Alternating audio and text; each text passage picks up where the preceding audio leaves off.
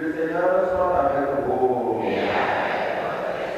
Nombreux sont ces chrétiens catholiques à participer à cette Eucharistie qui lance les 40 jours de jeûne. La particularité de cette messe, c'est l'imposition des cendres. Selon l'Église catholique, les cendres rappellent la fragilité de l'humain. Prière, partage, pénitence, c'est ce qui est recommandé aux fidèles tout au long de ce temps de pénitence. Ce jour est un jour où, je dirais, nous commençons le carême.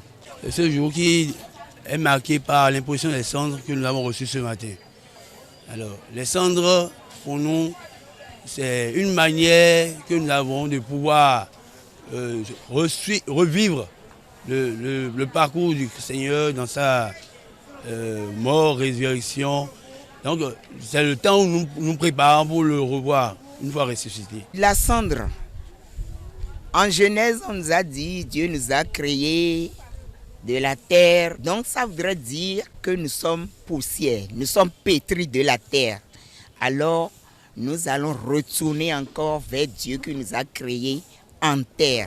Le mercredi des cendres représente le jour où, traditionnellement parlant, dans la vie du chrétien, tout chrétien doit commencer, à cheminer et à vivre, en amont la passion de Jésus-Christ. Aujourd'hui, c'est le grand jour de carême qui commence aujourd'hui. Nous en avons pour 40 jours au moins à partir d'aujourd'hui.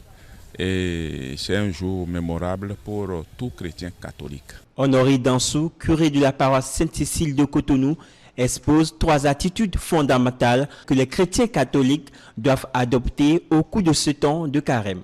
Dans l'évangile que nous avons écouté tout à l'heure, Jésus nous propose 3 actes nécessaires pour meubler bien ce temps. Le premier acte, c'est l'aumône. L'aumône qui permet de réviser notre relation avec le prochain. Vous savez que quand Dieu a créé l'homme, il dit « faisons l'homme à notre image et à notre ressemblance ».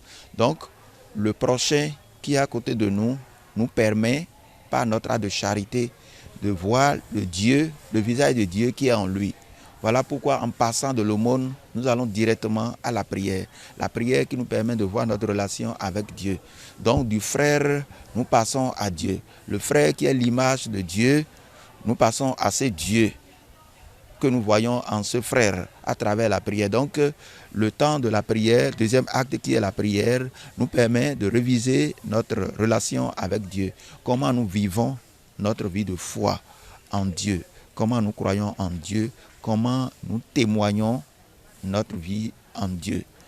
Et le troisième acte, c'est le jeûne. Le jeûne nous permet d'entrer en nous-mêmes, de voir notre relation avec nous-mêmes. À travers le jeûne, qui est d'ailleurs un acte fort pendant ce temps de carême, parce que nous devons jeûner dans tous les sens. Jeûne de parole, jeûne de querelle, jeûne de colère. Chacun essaiera de voir en lui ce qui l'éloigne, le péché qui l'éloigne de Dieu. Pour les malades, le jeûne n'est pas obligatoire. Spécialement pour les malades, ce n'est pas forcément qu'ils doivent jeûner, ne pas manger. Dieu même sait que le malade doit manger, doit prendre ses médicaments, doit prendre ses précautions, ses mesures, etc. Donc, ce n'est pas forcé à un malade de jeûner. Le père Honoré Dansou invite les chrétiens à vivre avec passion ces 40 jours de jeûne. C'est d'encourager tous les chrétiens à vivre mieux ce temps, surtout en cette année jubilaire de l'Église universelle, où l'Église nous demande d'être pèlerins de l'espérance. C'est pour dire que malgré nos difficultés, malgré tout ce que nous vivons, malgré nos épreuves, tout n'est pas fini. Nous devons avoir le regard tourné vers Dieu.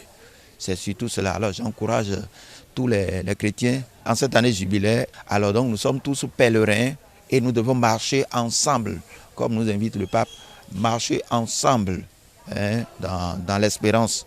Qu'est-ce que Dieu nous a promis? C'est la victoire du Christ sur la mort. La couleur liturgique à adopter au cours de cette période est le violet. Durant ces 40 jours, l'acclamation et le gloria, chants exécutés par les chorales, sont supprimés jusqu'au dimanche de Pâques.